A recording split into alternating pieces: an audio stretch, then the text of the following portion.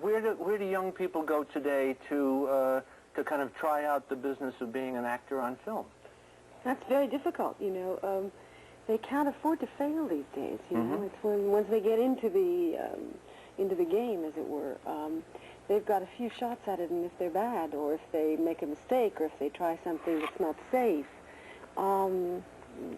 they don't last. Yeah. Now, but the downside is that they don't have a place to try out, but with so much independent production nowadays, films come from no place and projects get off the ground. It's enabled both of you to be executive producers and do projects that you want to do. Well, huh? you know, Dennis, I think that when we were started in the business, and of course I started quite a long time before Stefanie did, though, is that you had a chance to be introduced to the public. The public found you, and there's a lot to be said for that, because they had a sense of discovering you, and you could be in a small picture with a great part, or a big picture, or a B picture, or a C picture, and the consequences weren't that great because you always felt like you could go and maybe get a better part, or that one didn't count that much. Now, if you go out and you're in a movie that's that fails financially, you can virtually be... That could be the end of a career, huh? For a while.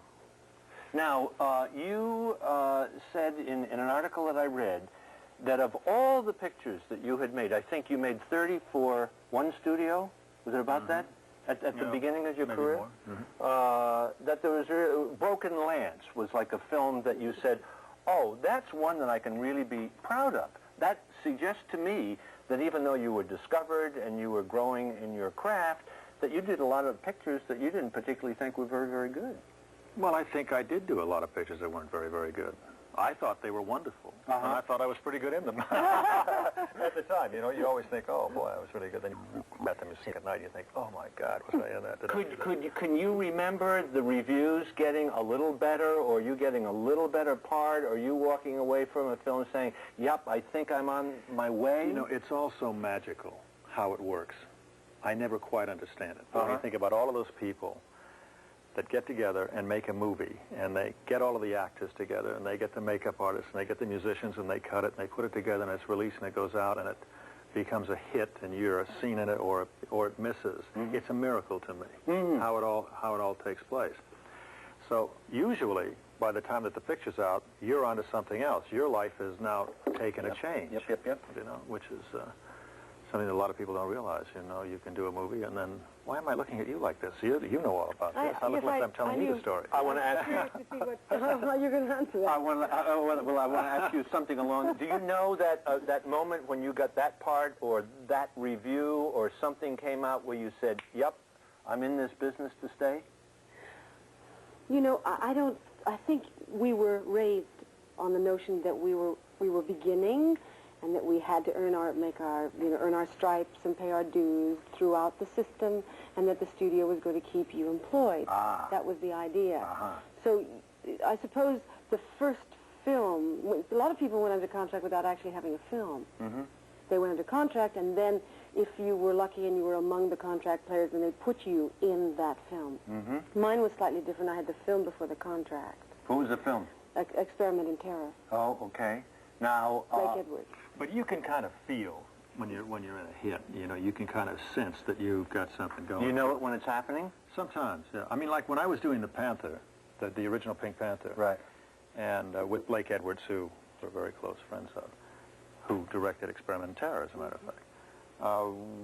When Peter Sellers came into that film, which Peter Ustinov was supposed to do, and that picture started to evolve, I mean, I just knew that I was in something that's going to really take off. I didn't have any idea it was going to take off the way it did, but the way that Peter created that part, and the blend of Blake and Peter together. I mean, you've had that experience. So you just have the feeling that it's... Gonna go. Yeah. Hold on that note. We are talking, obviously, about film and television with a couple of very, very big stars. Stefanie Powers is here, along with R.J. Wagner, Robert Wagner, and this is America.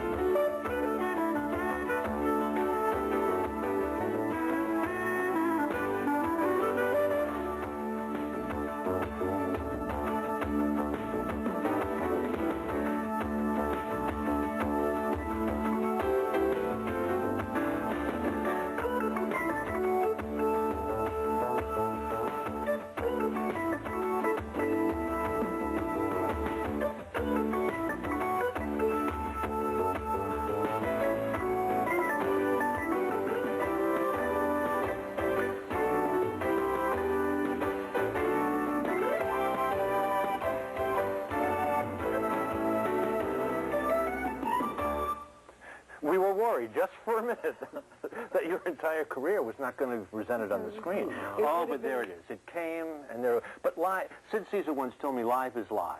You know, and people when we started this series said, "Well, if we make a mistake, can we go back and patch it?" I marvel at you as actors who can go through take after take after take after take and sit around. I think I did like 2 or 3 minutes in a film once, and I can remember being tied up for like a day and a half. I mean, you have to have an awful lot of patience. You've developed a lot of patience along the way, huh? Yes, but I think it also, if you're in the part and if you're part of the production and all of that, it makes a bit of difference, you know. Because we've all had small parts in big movies where it was infinitely more boring than we had a big part. Oh, yes? Yes, infinitely more boring. Is that true? Let me talk to you. You know, when you're out there and it's sort of like being in a racehorse. You know, you know. I mean, you know when you've got your moment. And everybody goes silent, and you got your chance. You don't want to hit it too hard. You know, you've been waiting that long, and you don't want to overextend it, right? So it's hard to kind of sit around there and wait all that time. And then come up. And I've always wondered, different than stage, than film or television, how you maintain any semblance of character. Sometimes they're shooting out of sequence. Sometimes I guess weeks or months can go by, and you're in the same film. How have you managed to do that over the years? Or is it more a personality medium? Ooh, that depends on how you work. That depends on what... Some actors work as personalities and other actors work as actors. How would you describe yourself? Well, I like to think that I'm working for the character, not for myself. You've done a lot of stage, as well as film and television. You primarily came up as a film actor and did an awful lot of television as well. Not as much stage, huh?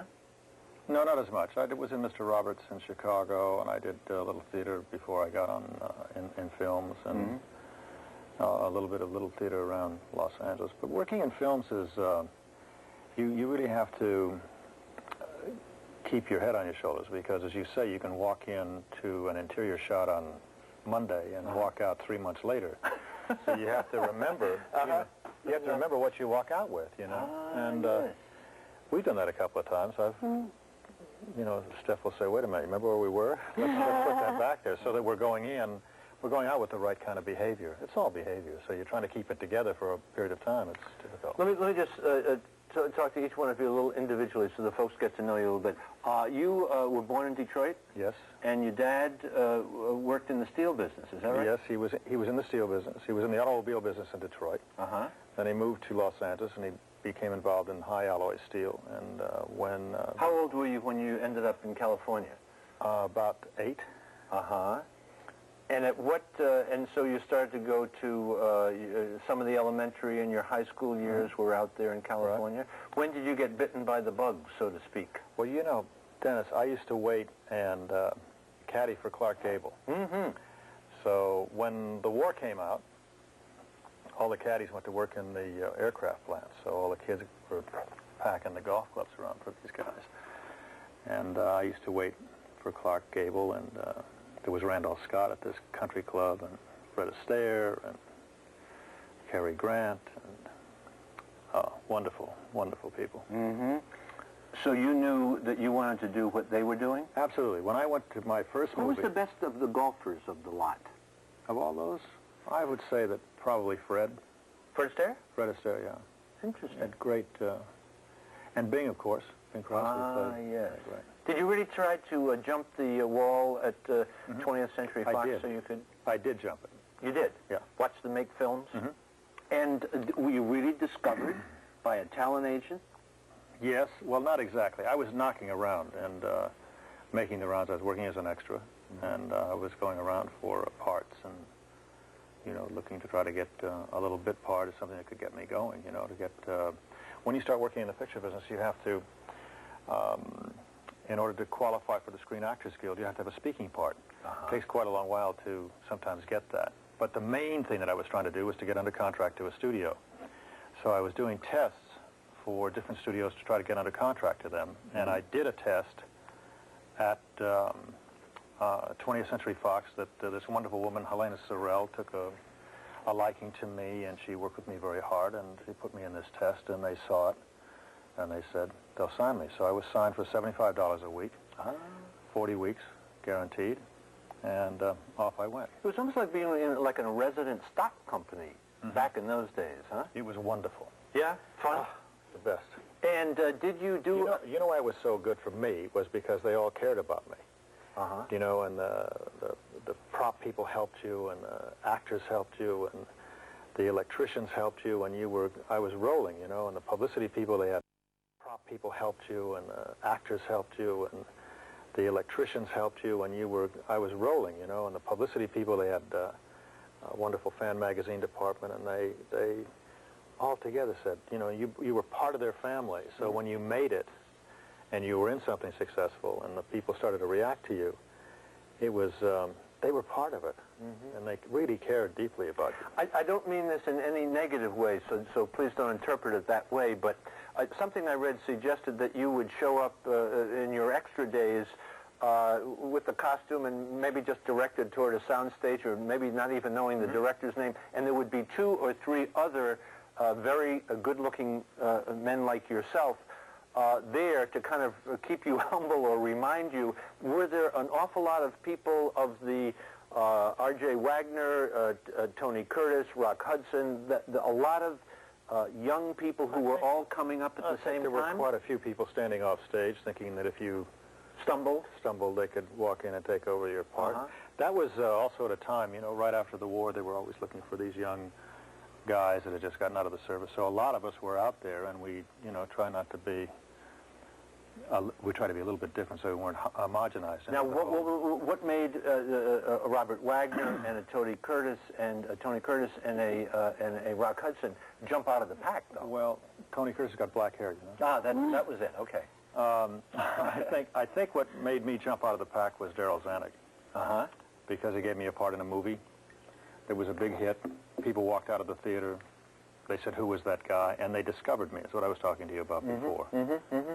And that's what set me up for that period of time.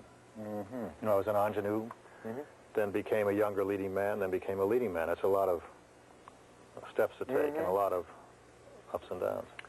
Stefanie, Polish in your background? Tell me about your mom and your dad and your family. They're normal people, civilians.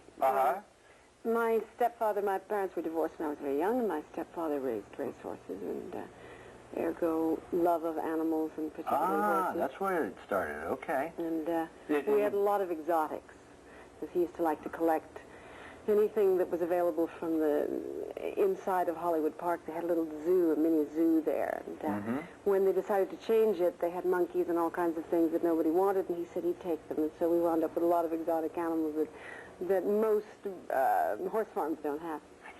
In a big house on a lot of property, or not necessarily? No, it was a working ranch. It was very tightly run, and there were a lot of expensive breeding horses. I wasn't allowed to ride on the ranch. And we had a neighbor called Rex Ellsworth who had a horse rather well known called Swap. And that was, Great trainer. Great. And so there were some pretty fancy horses. Were there brothers and sisters? No, I have an older brother. Okay, older brother. When did you start taking ballet lessons? When you were fairly young, or dance lessons? Yes, I was about 5. 5. And how did it come to pass that you got connected with the West Side Story and before the law interceded? The law interceded. Yes. Well, I grew very quickly, and I was in a ballet company, and I grew very fast, and I was getting to be too tall and too chesty, I guess, for the ballet. And so I sort of really was a bit disappointed, and I started taking jazz classes, and there was a girl I went to school with, and she had a car she could drive. She was 16.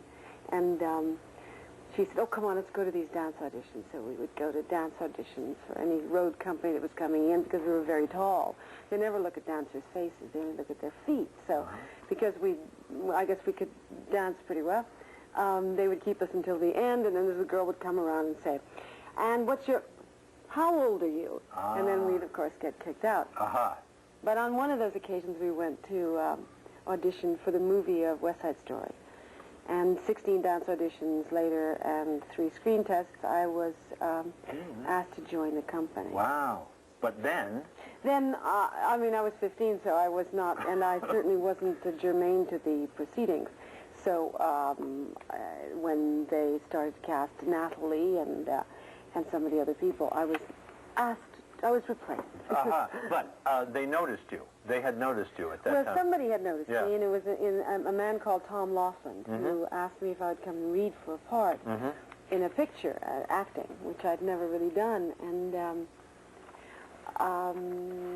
he liked what I did or whatever he saw, and it was pretty raw. And so he asked me if I would come and do this picture. And it sort of began to evolve from there. I was, I think at the time, because the star system was still going somewhat, and the contract system was still going.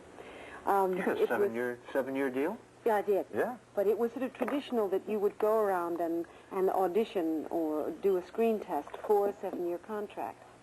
And at the time, there were wonderful people working at Fox. There was Sandy Meisner, the coach of the drama department, or the talent department at Fox. And Zena Provendy, who was a protege of Stella Adler's, was at MGM, and Les Mahoney was at Columbia. And there were some wonderful, wonderful coaches.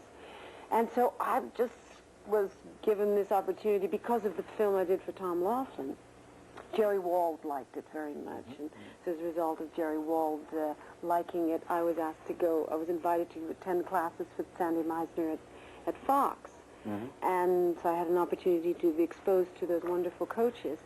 And on one occasion, I was racing through the halls late at Columbia, late for a class at Les Mahoney's, and I ran, literally smack. This is a true, honest-to-God story. Smacked.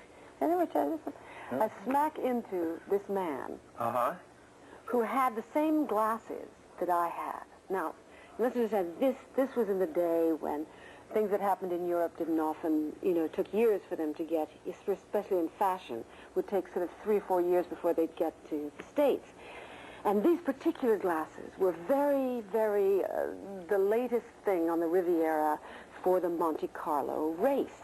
And excuse me, there's something playing on the set up there. Thank you. Could you get that? Thanks. Go ahead. Anyway, and Labs, Reventlow had brought these glasses back from the race, from the Monte Carlo race, and it was given me a present. And I used to wear them in my little Porsche car, and I was really a hot, 16-year-old or something, driving my little Porsche with these glasses. And I ran smack into this man who had the same glasses, and I said, "Oh, I'm sorry." And he said, "Where did you get those glasses?" And I said, "Well, where did you get yours?" I said, "Mine were brought from Monte Carlo." And he said, "Well, I was in Monte Carlo." And I said, "Oh, yeah." And so anyway, it was this very funny exchange. And I guess I was a precocious kid. And he said, "Well, what do you do here?" And I said, "Well, I act." He said, "Do you?" He said, "Are you any good?" And I said, "Well, yes, I'm good." Right. Anyway, he said, "Well, why don't you come up and see me?" He said, I'm a director. He said, "Why don't you come up and see me?" And this is literally how it happened. So I went to class, and on my way back, I went to see him. His name was Blake Edwards, and he was casting the role of Lee Remick's younger sister in a movie called Experiment in Terror.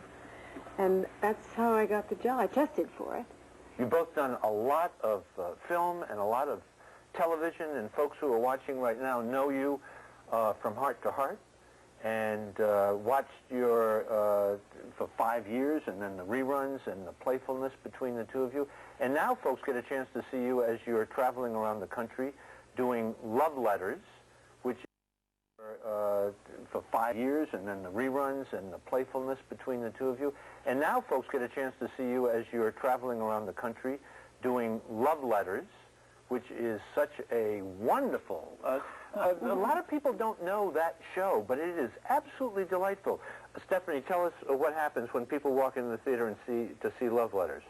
Well, at first I think they're struck. If they don't know anything about the play, they're struck by the fact that the stage is void of everything except a table and 2 chairs. And they've also come to see me. Yes.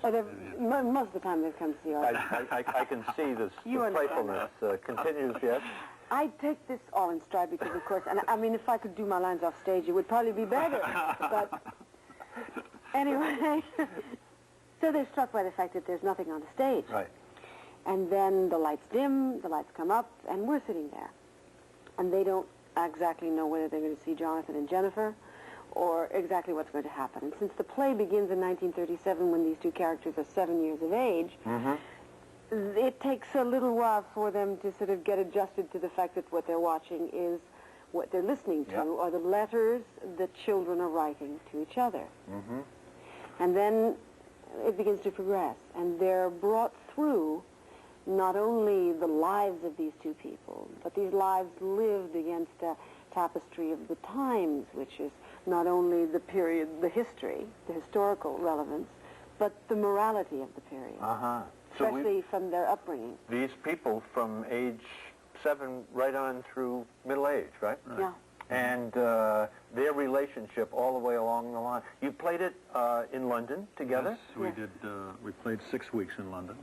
This is an amazing thing. If the folks don't know it, like 150 different actors have kind of come together and played in 100 cities in 12 countries, just sitting side by side, reading these beautiful letters and getting sucked right into the relationship between these two people. The two of you yourselves have been friends, and I know you're being so close to William Holden and Natalie Wood, and when you had to go through the very painful times for both of you, you've been good friends for each other, haven't you, and supported each other. How much fun it must be that you can be on stage together now doing this play again. I mean, you've been with each other for a long part of the journey. It's a true gift, Dennis. I mean, it really is a gift for us. What quality do you like most in Stefanie? Just one word. Well, that's hard, you know, one word. Ooh. You know, just one word. What quality? But I love her sense of humor and her feelings, you know. And I think she's got really very, very wonderful feelings. Feelings. And how about Stefanie? What do you like most about RJ? This is a very difficult question to answer. That's okay. Do you know there are a couple of words that have seemed to leak out of our vocabulary. One of them is respect. One of them is professionalism, excellence. RJ has all of those. He has them because he has them for himself, and he has them for everybody around him. And a great caring, and a great generosity. Hold on that note. I want to thank our friends at Volkswagen for making the show possible. Back on the other side for a closing comment. What nice answers from both of you. Really very warm. The folks in our area to troop down to the Warner Theater and catch both, there it is on the screen, both Stefanie and Robert Wagner in Love Letters just this week at the Warner Theater, and then off to California, Houston, Portland.